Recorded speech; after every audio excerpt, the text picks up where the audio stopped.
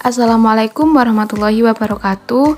Di sini kami kelompok 7 akan mempresentasikan pengelolaan media pembelajaran anak usia dini yang beranggotakan Halimatus Sa'diyah dengan NIM 027, Khofifatur Rohmah dengan NIM 028, dan Nadia dengan NIM 084. Yang pertama yaitu pengelolaan media pembelajaran anak usia dini.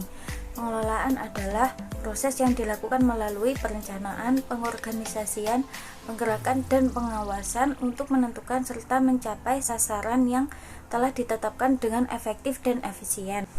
Sedangkan media merupakan suatu alat yang dijadikan sebagai sarana perantara untuk mengirimkan pesan, supaya pesan yang diinginkan dapat tersampaikan dengan tepat, mudah, serta dipahami sebagaimana mestinya. Dan dari pengertian di samping dapat kita simpulkan bahwa pengelolaan media pembelajaran yaitu sebuah proses perencanaan dengan perantara suatu alat untuk menyampaikan suatu pembelajaran agar mendapatkan hasil yang lebih memuaskan dan sempurna. B. Pengadaan media pembelajaran. Proses pengadaan menjadi sangat penting dilakukan sehingga kegiatan pembelajaran akan didukung oleh berbagai sumber belajar yang ada. Pengadaan sumber belajar merupakan serangkaian kegiatan menyediakan berbagai jenis sumber belajar sesuai dengan kebutuhan untuk mencapai tujuan pendidikan. Pengadaan sumber belajar dapat ditempuh dengan melalui beberapa cara, yaitu yang pertama, pembelian, yang kedua, hadiah atau sumbangan, yang ketiga, bekerja sama, yang keempat, membuat dan merehabilitas. C. Penyimpanan dan pemeliharaan pembelajaran anak usia dini. Pemeliharaan adalah kegiatan untuk menjaga kualitas dan ketersediaan barang dalam jangka waktu yang panjang, yang dapat dilakukan berbagai cara dengan sarana dan prasarana agar dapat terjaga dan terpelihara dengan baik.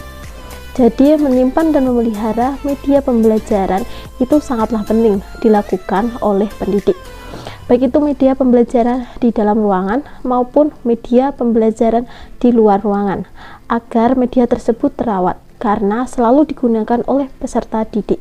Berikut hal-hal yang perlu dilakukan oleh pendidik atau guru. Antara lain, 1.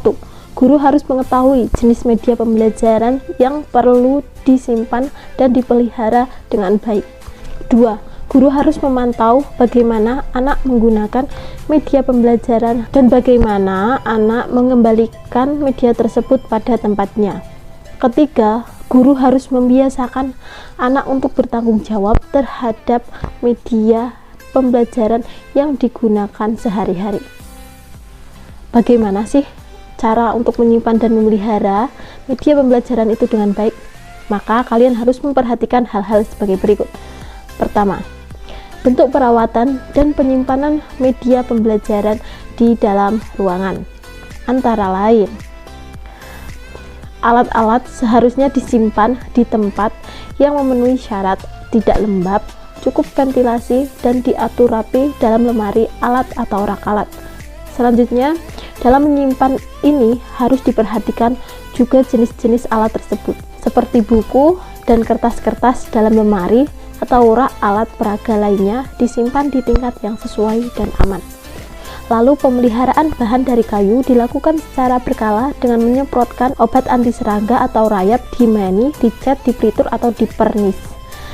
Selanjutnya, pemeliharaan bahan yang terbuat dari plastik dilakukan dengan melindunginya dari benda panas, membersihkannya dengan alat pembersih yang lembut. Khusus untuk boneka atau pakaian dapat dicuci atau diganti apabila sudah kusam atau lusuh. Terakhir, alat yang terbuat dari kain ditempatkan dalam lemari tertutup, diberi kapur barus atau kamper agar tetap wangi. Yang kedua, bentuk perawatan dan penyimpanan media pembelajaran di luar ruangan. Antara lain, alat-alat ditempatkan pada tempat yang bebas banjir dan apabila ada kerusakan segera diperbaiki. Umpamanya ada bagian besi yang patah, secepatnya dibilas, bila catnya terkelupas segera dicat, dan pemberian pelumas secara rutin. Selanjutnya, bak pasir hendaknya selalu bersih dari kotoran-kotoran dan ditutup pasirnya selalu ditambah apabila diperlukan. Lalu bak air hendaknya diperhatikan kebersihannya. Terakhir, kereta dorong, otopet, mobil-mobilan, dan sejenisnya harus ditempatkan pada tempat yang bebas banjir dan selalu diberi pelumas. Pemeliharaan yang teratur dapat mempertahankan kualitas dan kuantitas barang dengan lebih lama.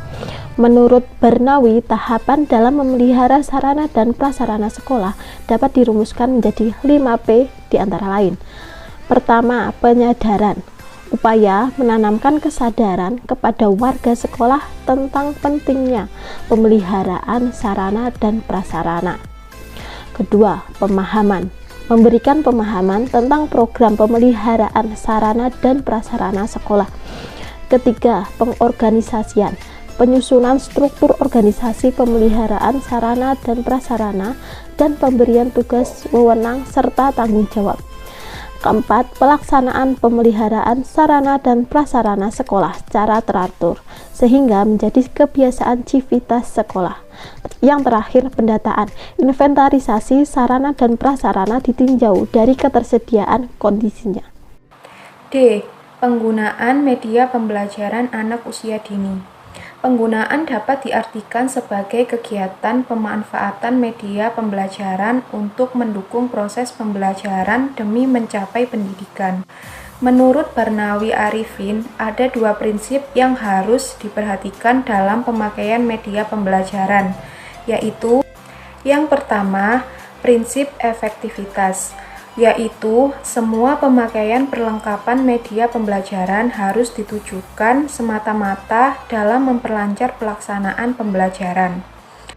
Yang kedua, prinsip efisiensi, yaitu memaknai semua media pembelajaran secara hemat dan hati-hati, sehingga semua perlengkapan yang ada tidak mudah habis atau hilang. Sekian presentasi dari kelompok kami. Terima kasih dan wassalamualaikum warahmatullahi wabarakatuh.